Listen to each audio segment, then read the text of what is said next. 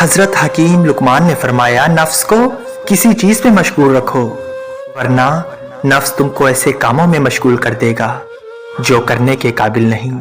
حضرت حکیم لقمان نے فرمایا دوسروں کو یا بیگانوں کو اپنا بنانے کے لیے سب سے بہتر اور آسان عمل خوش اخلاقی ہے۔ حضرت حکیم لقمان نے فرمایا کم بولنا بیل کا کام ہے اور زیادہ چلنا کتے کی عادت۔ انسان نہ بیل ہے نہ کتا، بس وہ اپنا فرض آپ سمجھ لے۔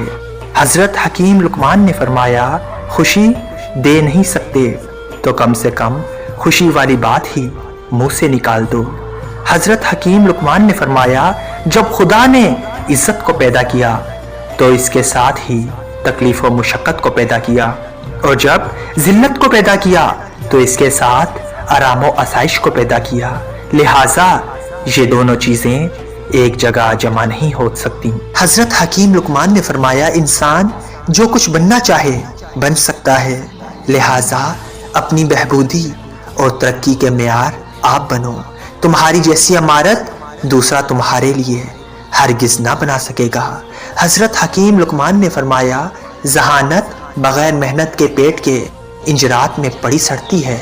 حضرت حکیم لقمان نے فرمایا عقل مند آدمی یہ نہیں سوچتا کہ وہ کون سا کام کرے اور کون سا کام نہ کرے، بلکہ وہ ہر وقت کوئی نہ کوئی کام کرتا ہی رہتا ہے۔ حضرت حکیم لقمان نے فرمایا پیشہ یا کام خواہ کتنا ہی خوفناک کیوں نہ ہو یا محض صحت ہو، مگر اس میں بھی کاہلی سے زیادہ خوشی اور تندرستی ہوتی ہے۔